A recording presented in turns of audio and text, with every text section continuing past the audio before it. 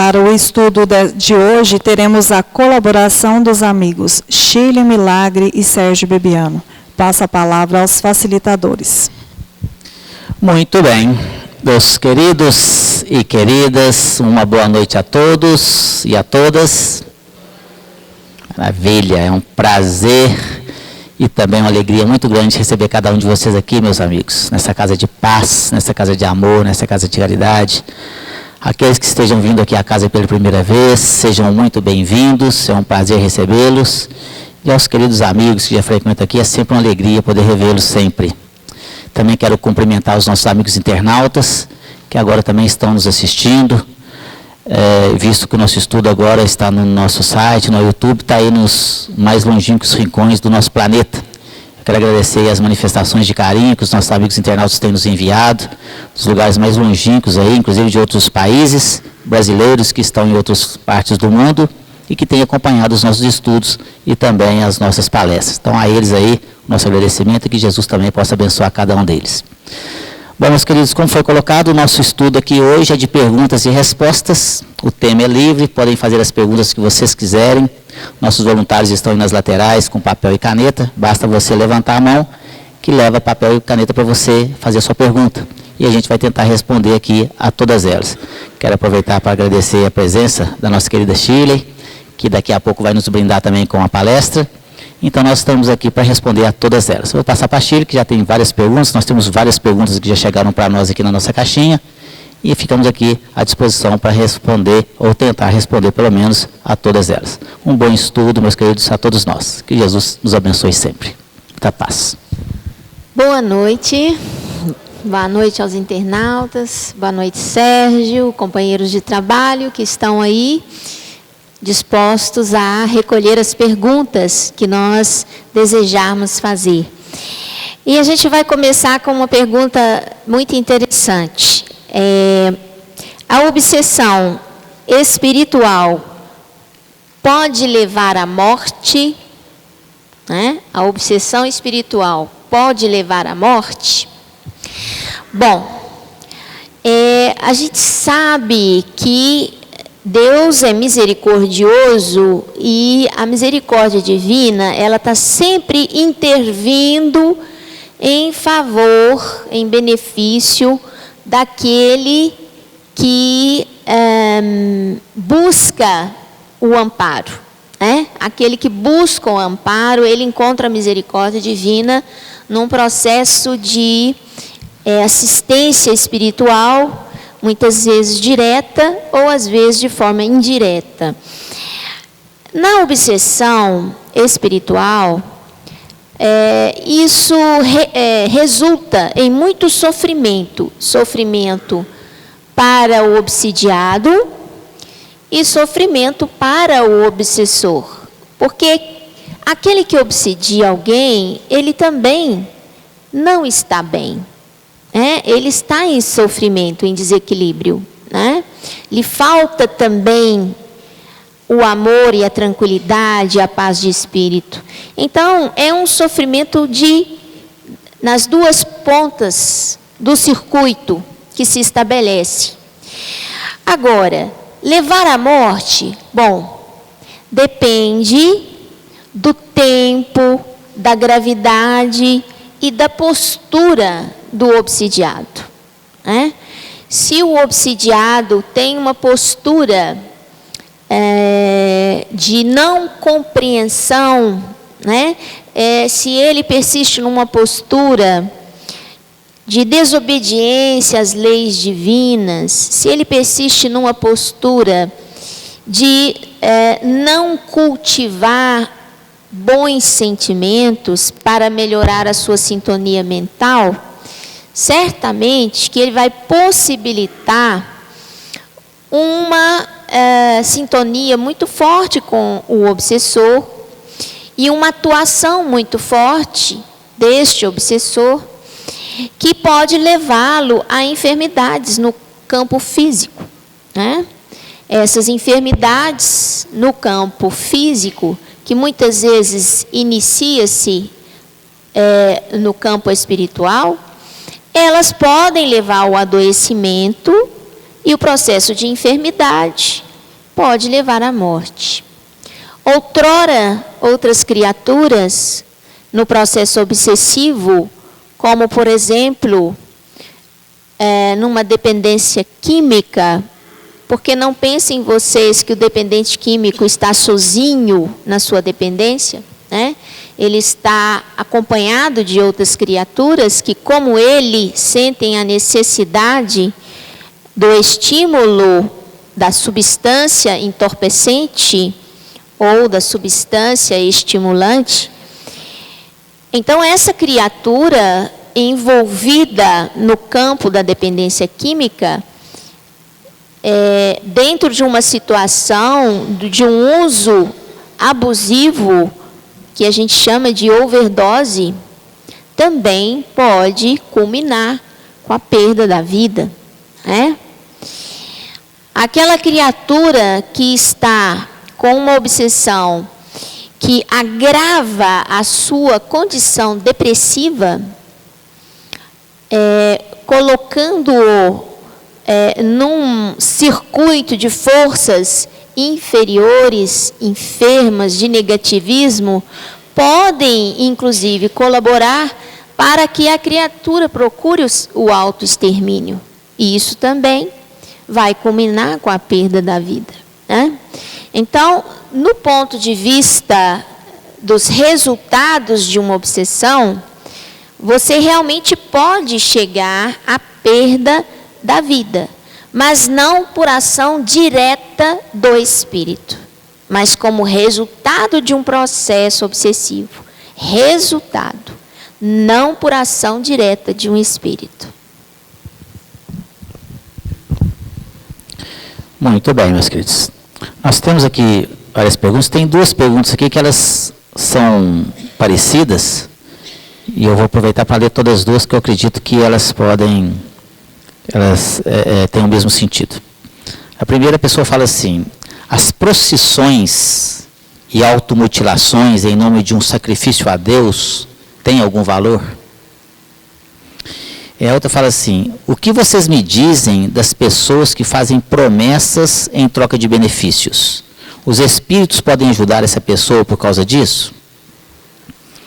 Olha só, meus queridos, não é concebível que Deus fique feliz com a pessoa que prejudica o seu próprio corpo, ou de outro, ou de algum animal, em favor dele, como era antigamente. Antigamente existiam os rituais, e aliás, não antigamente, né? Ainda tem muita coisa hoje ainda nesse sentido. Mas existiam sacrifícios de matar pessoas, matar virgens, crianças, matar animais, para agradar Deus. Olha como que é uma coisa totalmente incoerente. Como que nós vamos agradar a Deus sacrificando uma criatura dele? Como que eu vou agradar a Deus sacrificando ou automutilando um corpo que nem é meu? Porque esse corpo foi nos ofertado, na verdade, emprestado, para que eu possa cumprir a minha jornada terrena. Essa é a verdade. E aí a gente vê situações, com todo o respeito que a gente tem com as pessoas que entendem ser isso uma prática saudável, ou que seja agradável aos olhos de Deus, e as pessoas vão nas profissões, às vezes, né? Ou então promessas, andando às vezes descalços, aí vão sangrando os pés, outros de joelhos, olha só. Outros fazem aquelas promessas de ficar em jejum. Aí nós temos, né, muito comum, e eu falo isso porque eu, enquanto católico, e nada contra o catolicismo, muito pelo contrário, respeito muito e tenho grandes amigos e irmãos na religião católica, mas existem alguns dogmas que a gente tem que analisar com mais bom senso. O que vai me ajudar eu ficar 40 dias, ou o que vai agradar a Deus eu ficar 40 dias sem comer carne? Né? Afinal, 40 dias eu não vou comer carne, 40 dias eu não vou beber e 40 dias eu não vou fumar. Ótimo! Beleza, sem fumar e sem beber. Por que 40 dias só? Fica o resto da vida, que é muito melhor, né? Mas eu vou contar uma história que acontecia comigo, porque a gente foi criado numa religião assim, muito firme, né, na minha família, e meu pai era muito firme, tanto é que na sexta-feira da Paixão, ele é motorista de caminhão, ele nem ligar o caminhão não ligava. E tem esse negocinho, de sexta-feira da Paixão você não podia tomar banho, não podia pentear cabelo, não podia varrer casa, não podia fazer nada. Não pode fazer nada. Sexta-feira da Paixão não pode fazer nada. Tudo é pecado. Então você imagina, sua casa não podia ser limpa, não podia fazer nada. E às vezes a pessoa ficava o dia inteiro sem comer nada, porque era sexta-feira da Paixão. E eu me lembro que eu gostava demais, né, quando eu tinha tempo, né, de acampar. Eu gostava muito de ir para Furnas, aí acampava ali, né. E aí a gente fazia aquele negócio, né, sexta-feira não pode beber, não pode nada. Naquela época eu gostava de beber, você vê, graças a Deus, não para com esse, que coisa horrorosa, né, bebidas, tem, né, hoje, né. Mas naquela época eu gostava de beber e tudo. E aí chegava na sexta-feira e meu pai falava, olha o respeito, viu? E aquilo era um misto assim, meio que a gente ficava com medo, né? Assim, vai que eu desrespeito e vai cair um raio na minha cabeça, sei lá. E era assim, era um Deus punitivo. Se você desrespeitar esse dia, você está enrolado, cabuquinho, né? Você vai pagar um preço caro. E aí, a gente chegava lá na beira da lagoa, né, do lago, lá, aquele negócio todo, e ficava naquela secura para tomar uma, mas não pode, né? Não pode de jeito nenhum, não, porque só no sábado, aleluia, que podia. E aí o que a gente fazia? Dava 6 horas da tarde, arrumava tudo, deixava tudo prontinho. Churrasco arrumadinho, deixava o carvão tudo no ponto. Às 10 horas colocava lá e já começava a fazer o churrasco devagarinho. Aí dava 11 horas, você olhava o relógio, mas pelo amor de Deus, tem não dá meia-noite de jeito nenhum, meu Deus do céu, né? E aqui é trem, olha que você vê. E quando dava 5 para meia-noite, a gente ia lá, picava a carne tudo, já abria a cerveja, servia e ficava esperando. Olha que incoerência. Eu te contar, eu lembro disso, eu fico rindo de bobeira. E ficava olhando o relógio. Igualzinho aquele negócio do ano novo. 10, não, era desse jeito. Para dar meia-noite. Não, porque no sábado, aleluia, podia. A hora que dava meia-noite, bebia tudo que tinha direito. Né? Nossa Senhora, comia tudo que tinha direito. Então isso é uma coisa totalmente incoerente. Então você chega 40 dias sem comer carne, mas chega no dia do sábado, você come até estalar os olhos. E aí eu pergunto, o que isso agrada aos bons espíritos, agrada a Deus? Não é? Automutilação. E você vai lá e está com aquele negócio, com aquele couro, com aqueles filetes ali, de lâminas, e vai lá. Ali e sangrando, aquele negócio de colocar na coxa que vai apertando ali, vai entranhando dentro da carne, olha só, e vai ali dando voltas e voltas de joelho. Então, não seria muito mais sensato, lógico, dentro de uma racionalidade cristã, sim, não é? Se eu vou ficar 40 dias sem comer carne, então pega essa carne e dá para o pobre, aí fica legal. Não, eu não vou comer carne, mas eu vou dar carne para outro. Não, ele vai lá e compra a carne, estoca tudo na geladeira, no freezer, né? Não dou para ninguém, mas é minha. Não vou comer agora, mas depois eu vou tirar o atraso, vou comer tudo de uma vez. Não resolve. Né? O que isso aqui vai fazer? Promessa. Uma vez eu vi uma pessoa comprar um bilhete, aqueles bilhetinhos de loteria, que destaca, que tem aqueles negocinhos lá, né? Tem um monte de bilhetinho assim. E o caboclo foi e comprou um monte de bilhete daquele. E eu estava lá, eu vi. Ele foi, tirou um e colocou no pé da santa. E falou assim, ajuda nós. Se ganhar, essa parte é a sua. Como? Ué, ele virou negócio? Aí você pega lá um bilhete da loteria, lá, um bilhetinho, era o mesmo número, né? Aquele monte de tirinha. Não sei como é que chama aquele negócio lá. Loteria Mineira, né? Aí, é isso? Aí vai lá e tirou um e colocou um lá no pé da santa. Está aqui, ó. A santa ia mexer os pauzinhos para sair aquele número para ela ganhar o dinheiro. Para a santa ganhar o dinheiro, que aí ganhava e ganhava também. Estava dividindo a tarefa com ela. Olha só. Então, meus queridos, esse não é o propósito. O propósito é nos doarmos. É nos doarmos. E às vezes as pessoas fazem promessas como se fosse uma barganha com Deus. Ó, o negócio é o seguinte, eu estou com um problema de saúde aqui. Né? Se o senhor me curar, eu vou a pé até lá em Aparecida do Norte. Como assim? E às vezes cura, né? Não por causa disso, né? Por causa de outras coisas. E aí eu lá vai o cara pagar a promessa. né? Tem um caso, né? Uma historinha que o pessoal me contou, que diz que uma senhora muito abastada, né? Tinha muitos recursos, e ela estava com um problema. E ela fez uma promessa, falou, não, se o Senhor me der essa graça, eu darei 10 voltas em volta da matriz de joelhos. E a mulher ganhou a graça, recebeu essa graça. Ela então chamou o motorista particular dela, de carro, falou assim, entrou no banco de trás, ficou de joelho no banco de trás, assim, dá 10 voltas aí, entendeu? Não falou se era de carro, né? Deu 10 voltas de joelho, mas foi de carro, tá certo? Então, mas o que eu quero dizer com isso, meus queridos? Que esse não é o objetivo. Se você está fazendo ali alguma ação, que ela seja realmente proativa em favor dos menos favorecidos. Não adianta você se mutilar, muito pelo contrário. Você está danificando um corpo que lhe foi emprestado por Deus. Isso não vai agradar a ninguém, não é? Muito pelo contrário, só vai se prejudicar e prejudicar muitas pessoas. Então vamos ter um pouco mais de raciocínio, um pouco mais de bom senso, de fé, sim, mas uma fé raciocinada. Não é isso, Shirley? É isso mesmo. Umas perguntas interessantes aqui. Como Deus pode cuidar e proteger cada um dos 7,5 bilhões de pessoas no planeta Terra? É apenas um planeta, dentre outros milhões de sistemas solares, só na nossa galáxia, uma dentre outras bilhões de galáxias no universo.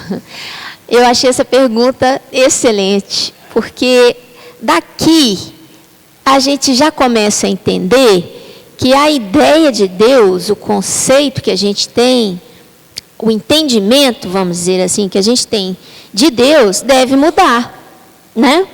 Deus não é uma pessoa, tá certo? Uma pessoa física.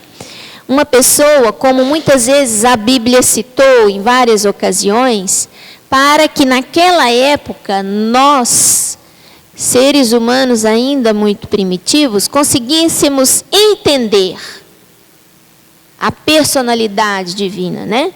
Mas, na verdade, Deus é uma consciência, uma fonte de amor inesgotável, que nós não temos ainda nenhum parâmetro conhecido por nós, para servir como referência e como maneira de explicá-lo, né?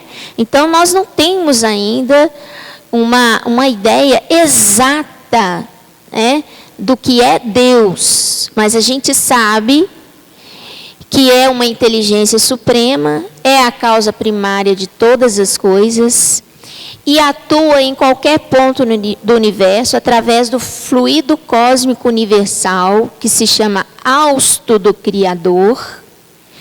O fluido cósmico, ele é a matéria elementar de todo o universo e ele está presente em qualquer ponto do universo. E está submisso à ação da vontade e do pensamento divino, né? Além disso, nosso Pai não necessita agir diretamente sobre nós. Existem leis universais, que regem o funcionamento não só da matéria, mas também da espiritualidade. A lei do progresso, a lei da evolução, né? No livro dos Espíritos, nós vamos encontrar com detalhes estas leis citadas pelos Espíritos que compuseram a equipe do Espírito de Verdade. Então, Deus, em sua profundidade, em seu amor mais puro, Ele chega até cada um de nós. Ele chega. Nós é que muitas vezes nos distanciamos deste amor profundo, né? E Ele age na vida de cada um de nós, em cada ponto do universo, através das suas leis e dos seus prepostos. Então, nós temos no universo inúmeros espíritos perfeitos, e o maior deles que nós conseguimos conhecer até hoje foi o Cristo, né? Que é o responsável pelo planeta Terra, né? E existem inúmeros Cristos no universo que estão tutelando várias ovelhas, né? São vários pastores tutelando várias ovelhas. Ora, o que acontece conosco aqui, a nível terreno, onde quem tem um pouco mais de conhecimento ajuda quem tem menos conhecimento, quem já transcendeu mais nas questões morais ajuda quem ainda não compreende a moralidade. Se isso acontece aqui na Terra, no planeta material, na vida material, evidentemente que isso aqui é apenas um reflexo daquilo que acontece no mundo espiritual. Então, nós temos que entender que além dos prepostos do Criador, os espíritos perfeitos responsáveis pelo cumprimento da lei divina e pela execução da providência divina, da vontade do Pai, temos todos nós que estamos em evolução. E cada um de nós dá a sua parcela de contribuição no progresso de todos. Então, não há necessidade de nosso Pai ficar vigiando um por um, assistindo diretamente a um por um, né? Ele tem como fazer todo esse trabalho de assistência através daqueles que já estão em sintonia com ele. Aproveitando essa pergunta, eu vou responder também uma que se trata um pouco disso. Qual a visão espírita sobre Maria, mãe de Jesus, e as aparições de Nossa Senhora, inclusive Nossa Senhora Aparecida? O Espiritismo considera Jesus como o Filho de Deus, o enviado por Deus? Então, nós falamos aqui de Deus com uma visão nova de Deus, inteligência suprema, causa primária de todas as coisas. Em relação a Maria, mãe de Jesus, a espiritualidade nos livros, né, psicografados nos diz que Maria era aqui na Terra, né, veio à Terra preparada para receber o Cristo, é um espírito extremamente evoluído, vindo inclusive de outro mundo, mais evoluído que o nosso, para receber Jesus aqui na Terra, né? E a nossa devoção, né, os espíritas, a nossa devoção a Maria é a mesma devoção de qualquer cristão que vê em Maria aquela mãe generosa, misericordiosa, que obedecendo a Deus, né, através da mensagem que ela recebeu, que lhe seria enviado, né, o Filho de Deus, ela obedeceu de maneira humilde, aceitou essa missão, que era uma missão dolorosa, uma missão difícil, né? E que deixou para todos nós apenas o seu exemplo de amor, de humildade e de sabedoria, de misericórdia, né? É assim que a doutrina espírita vê Maria. E Jesus, para nós, é o maior modelo de espírito perfeito que passou aqui na Terra e é o responsável espiritual pelo nosso planeta e por toda a gleba de espírito que está aqui em desenvolvimento. Se nós achamos que 7,5 bilhões são muitos, no mundo espiritual vai 3 a 4 vezes mais de almas que estão desencarnadas, aguardando a oportunidade de vir à Terra. Muito bem, meus queridos. Tem uma pergunta aqui que a pessoa fala o seguinte: boa noite. Boa noite. Esses dias tenho me sentido muito mal. Zumbido no ouvido, tontura, estresse. Procurei o médico e não deu nada. Pode ser mediunidade? Bom, pode ser um monte de coisas, na verdade. Mas a primeira coisa aqui é exatamente isso que né, você fez, meu amigo ou minha amiga, tá certo? Procurar um médico. Nós temos que ter aqui o bom senso. Porque se o problema é um problema físico, nós temos que procurar o médico.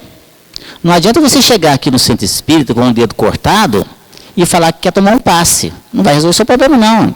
Você tem que ir no hospital, dar ponto. E se o problema também for espiritual, não adianta você ir no hospital, não. Você tem que vir aqui.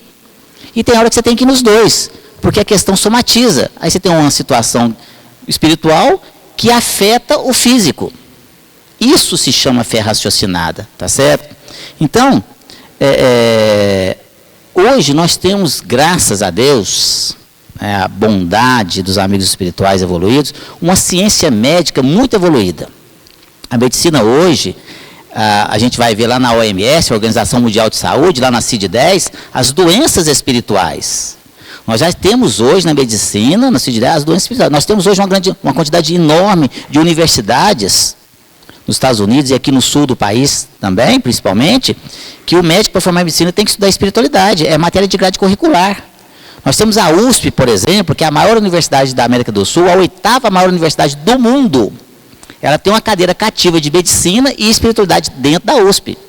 Nós temos hoje a Associação Médico Espírita de Minas Gerais, a MENG, a Associação Médico Espírita do Brasil, temos a AMEON, Associação Médico Espírita do Oeste de Minas, que foi criado dentro desta casa, inclusive, responsável pelo CONSED, né, o Congresso de Saúde e Espiritualidade.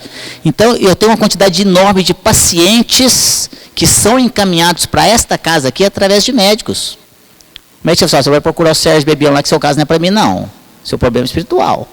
Tá certo? Por quê? Se você chega lá, faz todos os exames, faz tomografia, faz tudo quanto é exame, não dá nada, é porque não é física, é porque é espiritual.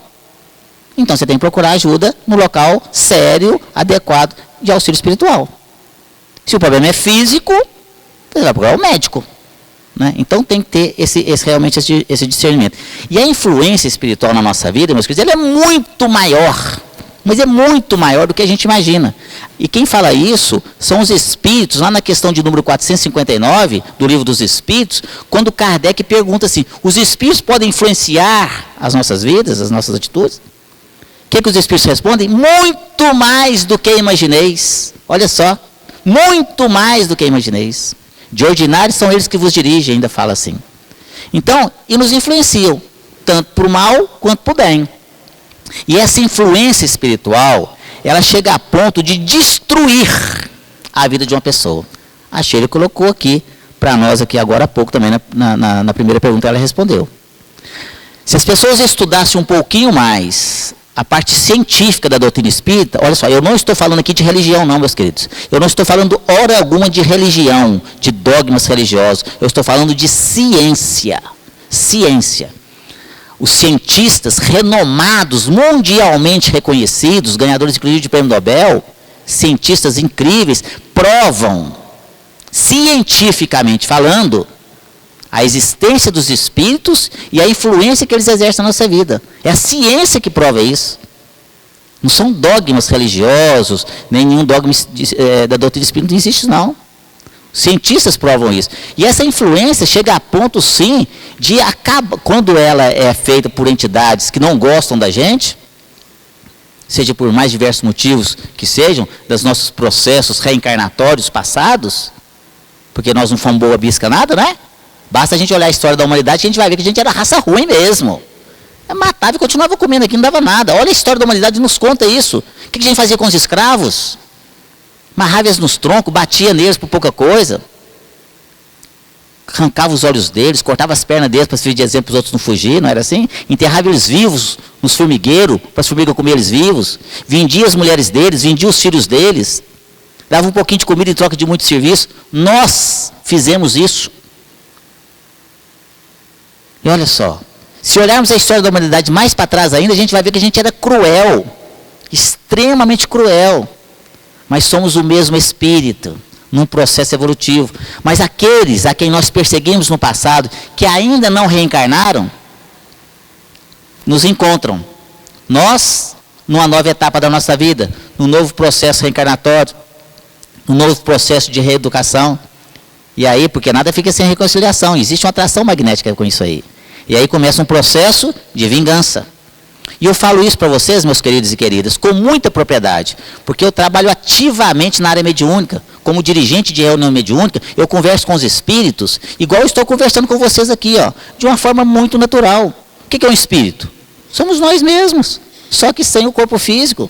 E eu converso com eles, não raro, quando as pessoas vêm aqui à casa, que começa um processo de tratamento espiritual, essas entidades são retidas aqui para a gente conversar com eles nas nossas reuniões mediúnicas, e eles ficam bravos mesmo, porque ficam aqui de uma certa forma retidos ali, para que a gente possa conversar com eles, e eles chegam nervosos na reunião, quando se manifestam. Xinga a gente, me xinga, seu magrelo, intrometido, vai meter o nariz onde você não é chamado, vai acabar com você. O que você está querendo? Por que você está querendo defender ele ou ela? Você não é nada dele, vai cuidar da sua vida. É desse jeito. Né? Ou você sabe o que ele fez comigo? Você sabe o que ele fez com a minha família? Você tem coragem de defender ele? É desse jeito. Ele acabou com a minha família, ele matou os meus filhos, colocou fogo na minha casa, e agora você está aí ajudando ele? Olha para você ver. A gente tem que compreender o sentimento daquele espírito. Ele ainda está arraigado no ódio daquela época. Encontrou ali a pessoa. Imagina se fosse nós. Importante a gente colocar isso aqui, meus queridos. Por que esses espíritos nos perseguem? E se fosse com a gente? E se nós estivéssemos no lugar dele?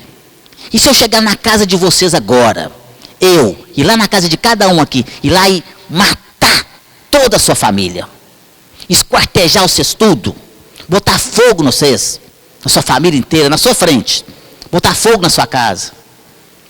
Depois eu vou chegar perto de você e falar assim, foi mal, velho, perdoa aí, sabe como é que é, né? Tá drogado só. Não, Sérgio, preocupa não, só isso acontece. Vamos tomar um café ali?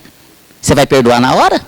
Duvido. Um dia vai perdoar, mas vai demorar tempo demais. Assim são esses espíritos. Para eles parece que foi ontem que aconteceu isso. E aí sofreu naquela época, desencarna num sofrimento terrível, começa no processo de sofrimento no plano espiritual, com ódio terrível no coração, e de repente encontra a pessoa que o fez sofrer. Não consegue compreender direito, porque está num corpo diferente. Ele fala assim, tá vendo? Está escondendo esse corpo aí, ó. Ele não sabe o que é reencarnação, não. Ele nem sabe o que é isso, não. Tanto é que o dirigente de reunião mediúnica, você está reencarnado de novo. O que é reencarnar? Ele nem sabe o que é isso. Você está num corpo diferente. Ele está num corpo diferente, mas é ele. Porque sabe que é ele, porque o espírito não muda, né? Ali sabe que é a pessoa. E aí começa um processo de vingança. E ali infernizando a vida da pessoa. Mas ele é um pobre de um coitado, ele sofre. E quanto mais ele faz a pessoa sofrer, mais ele sofre. E sofre fome. O espírito sofre fome. Ele está tão denso, meus queridos. Ele está tão denso que é como se ele tivesse encarnado entre nós aqui. Como se tivesse um corpo físico. Mas sofrendo fome, porque não consegue comer. Sofrendo sede. Sofrendo dores terríveis. Machucado. Sofrendo frio. Mas o ódio é o que o alimenta. Eu estou sofrendo, mas é por culpa dele. E quanto mais ele faz a pessoa sofrer, mais ele sofre. Quanto mais ele sofre, mais raiva ele fica. Fica que é a bola de neve. Até que a pessoa vem, então, pelo sofrimento, pela dor, ela procura uma casa espírita e começa a buscar o ajuda. Essa entidade, então, é levada pela misericórdia divina nas nossas reuniões, e a gente tem que ter todo um tato na hora de conversar com esses espíritos, porque eles chegam bravos mesmo. E muitos ali, às vezes, nem sabem o que está acontecendo também. Eles são colocados. Olha só como que funcionam as coisas, meus queridos. É como se você contratasse uma pessoa. Aí tem aquela entidade que não gosta de você. Ele te odeia. Aí ele vai no plano espiritual e pega uns espíritos sofredores aí. Que o que mais tem no plano espiritual é espírito sofredor. Mas é muito mais do que vocês imaginam. Essa população de 3 vezes, 4 vezes mais no plano espiritual é isso aí. Não é só de bom espírito, não. O espírito que tem mais é espírito sofrendo mesmo. Aí vai lá e engana aquele espírito, fala assim, oi, você está sofrendo, vem cá, eu vou te ajudar. Olha para você ver, engana o espírito. Fica perto dela aqui, ó, que ela vai te ver, a pessoa boa, você precisa de ver, ela vai te ajudar. E pega o espírito que está sentindo dores e põe o espírito perto da pessoa. O espírito, a hora que ele se aproxima, ele nem conhece a pessoa, o espírito ali. Olha, quando ele se aproxima perto da pessoa, há uma ligação fluídica ali. O espírito então suga da pessoa um pouquinho da energia boa dela. Aí ele melhora um pouquinho. Nossa, ela é boa mesmo, ela vai me ajudar. Aí que garra mesmo. E garra na pessoa, e fica. E passa, em contrapartida, um pouquinho da energia negativa dele para a pessoa. É onde a pessoa começa a absorver aquela energia. Aí ele vai no outro e fala, você está muito triste. Fica perto dela, quem vai te ajudar? Ou você está muito infeliz, fica aqui. Ou você está muito irritado. E vai juntando aquele monte de entidades perto da pessoa. E esses espíritos vão sugando as energias da pessoa, é onde a pessoa começa a baquear. A pessoa começa a ficar naquela canseira, numa lombeira danada. Por quê? É como se você pegasse um monte de canudinho e sugasse da pessoa. A pessoa já acorda de manhã morta de canseira, sem energia nenhuma. Por quê? Aquele monte de vampiros, que a gente usa essa expressão no linguajar espírita, vampiros no sentido de sugar, é vampirismo. Eles vão sugando as energias da pessoa e a pessoa vai definhando. Aí aquela pessoa que tem desânimo, tem empanada, não quer conversar com ninguém, uma tristeza no coração que não sabe de onde vem tanta tristeza, uma angústia, uma vontade de chorar toda hora, não quer ficar só quietinho, não quer sair para a rua, desanimado de tudo, de fazer qualquer coisa. E aí você vai ver, aí começa num processo depois de depressão, e aí o processo, na verdade, originou-se espiritualmente. E a questão de ordem física, de dores e tudo mais, como é esse caso aqui, que pode ser, já que fez todos os exames, pode ser com o espiritual? Com certeza sim, sempre tem, sempre tem. Então, aí quando você vai no tratamento espiritual, retirar das entidades, acaba o sintoma. Essa é a verdade. Aí faz o quê? Culto do evangelho no lar, toma água frutificada, toma o passe, faz a cirurgia espiritual quando necessário, a espiritualidade encaminha, a pessoa sai com um coco de bom. Né? Chega de um jeito, sai de outro jeito. Por quê? Porque o problema não era físico, era espiritual. E se é espiritual, tem que ter auxílio espiritual. Essa é a verdade. Então, se acontecer isso com você, né, com esse nosso irmão, ou com essa nossa irmã que perguntou aqui, ou com qualquer um de vocês, procure ajuda. Procure ajuda, porque a influência espiritual na nossa vida ela é muito maior do que a gente imagina, como eu disse aqui. Atrapalha em tudo. Relacionamentos que não dá certo. Na vida profissional, às vezes está um inferno na vida profissional da pessoa. Na vida financeira, ataca tudo. Mas como? Porque a entidade, se você quiser, quer destruir sua vida, ela quer acabar com você. Então ela vai em tudo quanto é ponto. Ela vai lá onde você trabalha. Tem um livro que chama-se Diálogo com as Sombras, de Hermínio de Miranda. É um livro fantástico que quem quiser aprofundar nessa área do processo obsessivo, vocês vão ver lá os mais diversos tipos de processos obsessivos.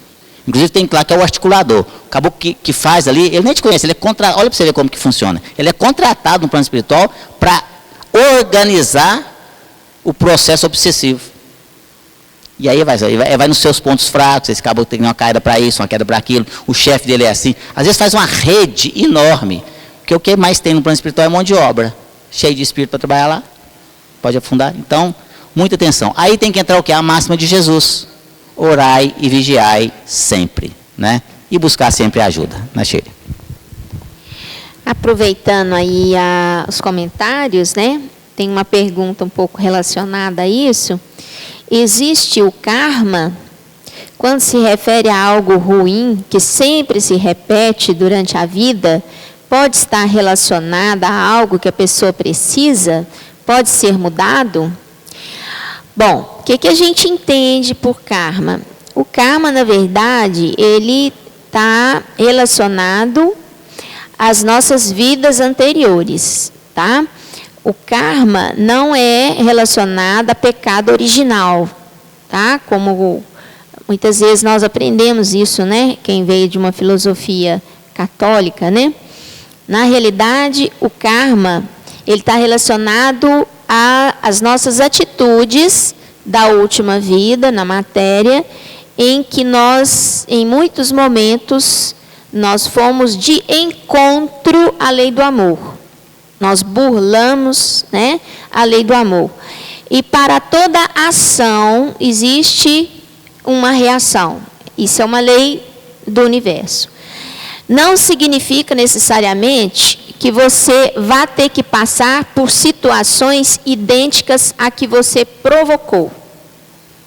Mas certamente você vai ter que passar por situações em que você conquiste reflexões, sentimentos e atitudes que sejam movidas por sentimentos diferentes daqueles que você alimentou na situação anterior.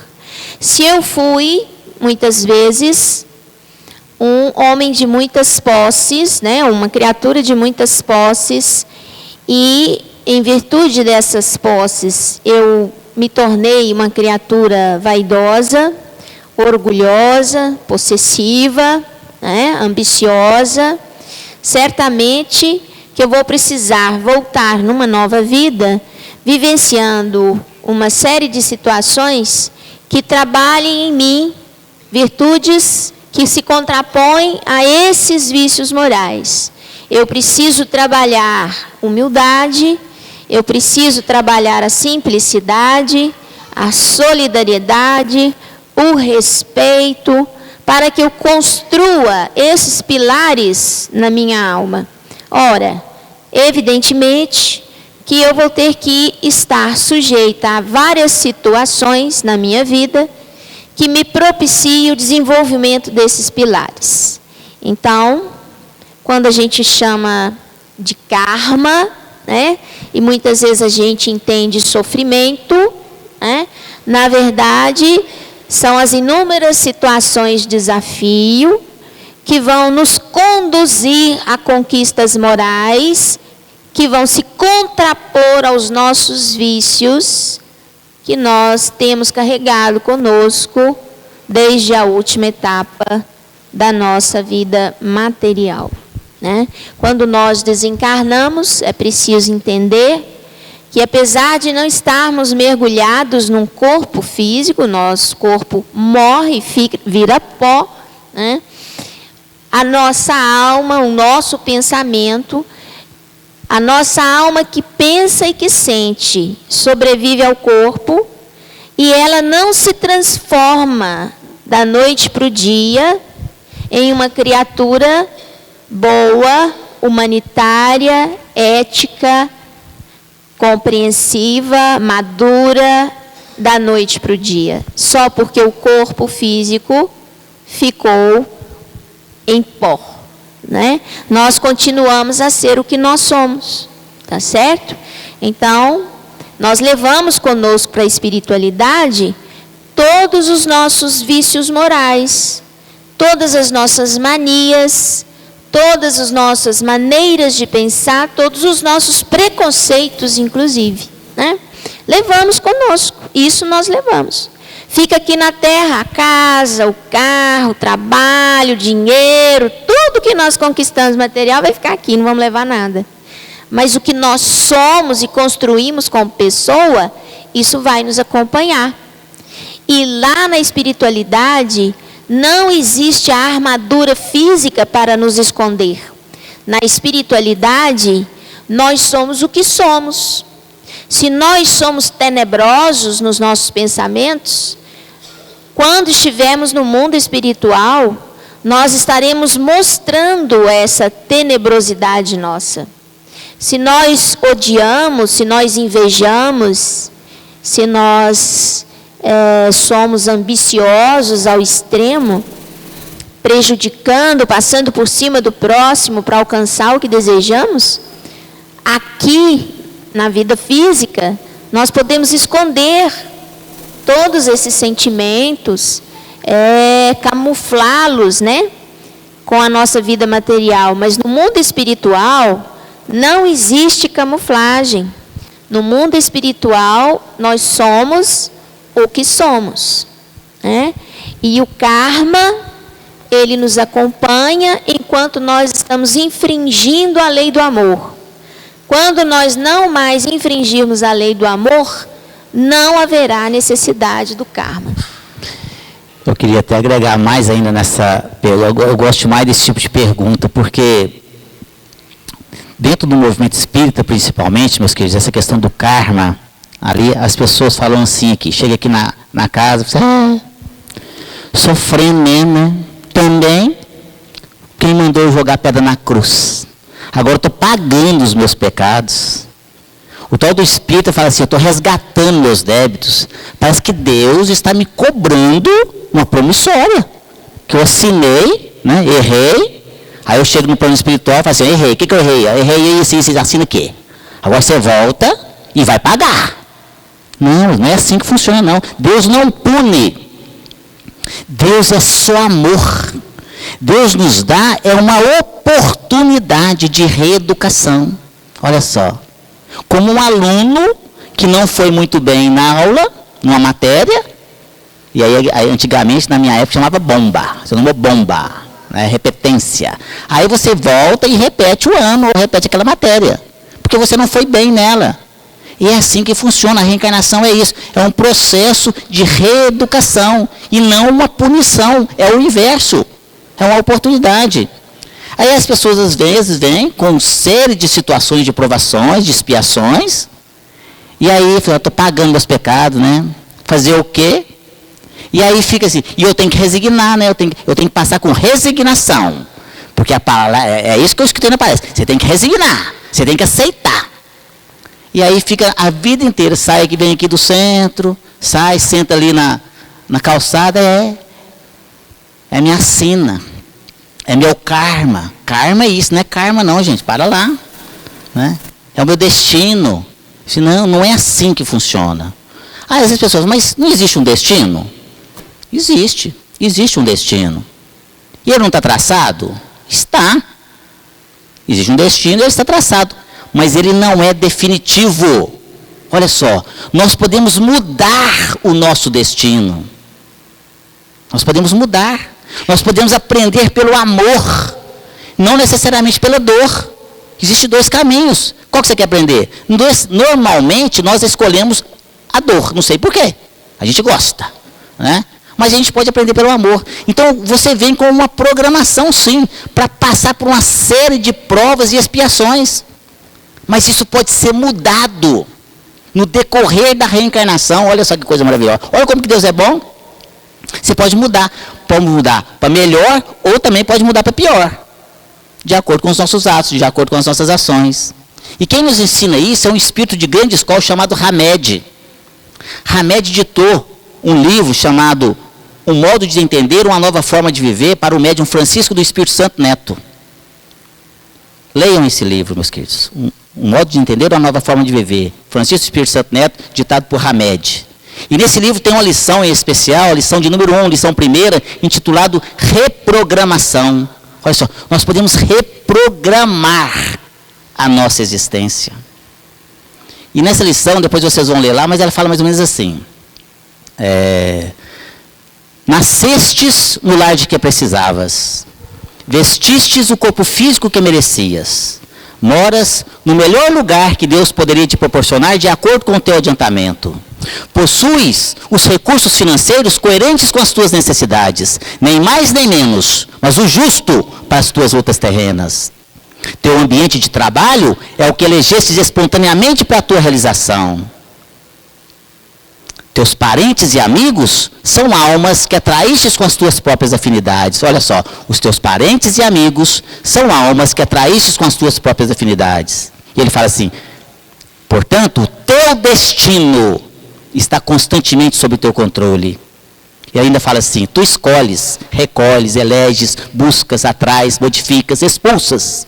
Tudo aquilo que te rodeia a existência. Teus pensamentos e atitudes são as fontes de atração e de repulsão na tua jornada vivencial.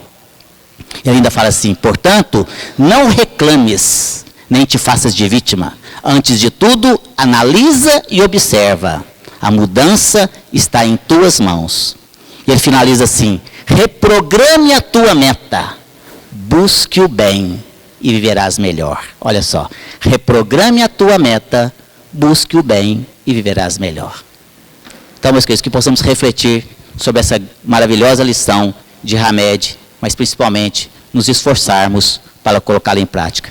Infelizmente o nosso tempo já se extinguiu, mas eu quero aqui agradecer a presença de todos vocês, a nossa querida Shirley, por estar aqui conosco, e que Jesus possa nos abençoar a todos nós e também aos nossos amigos internautas. Um bom retorno aos nossos lares, que Jesus nos abençoe sempre. Muita paz a todos, meus queridos.